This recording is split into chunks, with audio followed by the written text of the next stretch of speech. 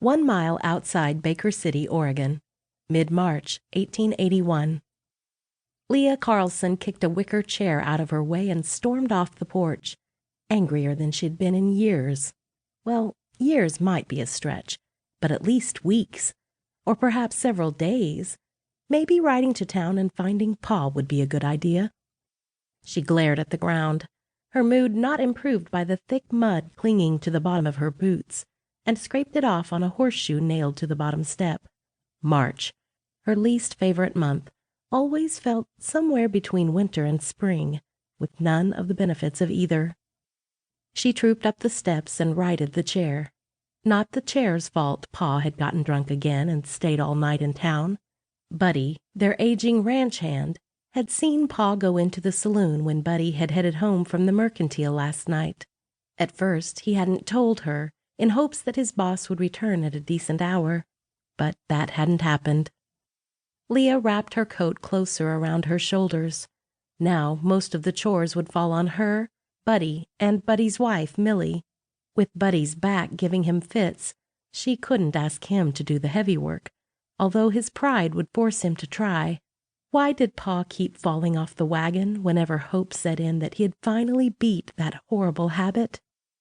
Empty promises. That's all she'd ever gotten. Promises he'd change. Promises he'd do better. Promises he'd broken ever since Ma died 9 years ago. And lately, it had only gotten worse. Leah had gone from a child at the tender age of 14 to a caretaker and ranch foreman almost overnight, and to this day she still felt robbed. At least the ranch was safe as long as she worked hard to pay the bills, as long as Pa didn't try to use it as collateral for his drinking debts.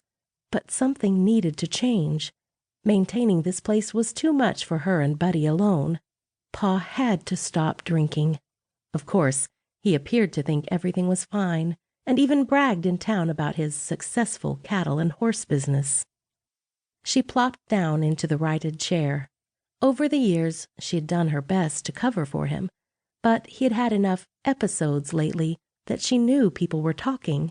All she could do was keep up appearances and find at least one more hired hand. The sooner the better. Digging up some extra cash and increasing her herd of horses by a couple dozen wouldn't hurt either. Dragging Pa home and shaking some sense into his noggin sounded very tantalizing. But knowing her father, he would ignore her efforts or embarrass her in public. No, accosting Pa in town wouldn't work. Somehow she had to beat him at his own game and bring him to his senses. She had no idea how, but she'd find a way if it was the last thing she did. The front door creaked on rusty hinges, and Millie poked her head outside. "Girl, you going to sit there all day staring at nothing? Or come in and get ready for that wedding you've talked about for the past 2 months. Leah bolted upright and jumped to her feet. "Oh, my goodness! I can't believe I forgot Beth's wedding." She brushed a strand of hair out of her eyes. "How much time do I have to get decent?" Millie gestured at her mud-caked boots and stained trousers. "Not near enough from what I can see. Guess you could stay at home. It's not like you're close friends with either the bride or the groom." Leah shook her head. "I promised Catherine Jacobs I'd help with the refreshments since they're entertaining a few close friends at the boarding house after the ceremony. Besides, Beth has attended our quilting group occasionally since Christmas, and we've become friends." She stepped past Millie and headed for the stairs leading to her room. "If Pa comes home while I'm gone, see if you can make him stick around. Will you, please?" Millie grunted. "Can't nobody make that man do nothing he don't want to, girl. You should know that by now, especially if he's been drinking. But I'll try." She waved her hands when Leah paused. "Get on with you. Nothing you can do here anyhow. It's about time you had some fun before you're old and gray like me. Who knows? Maybe some good luck will rub off the bride and land on you."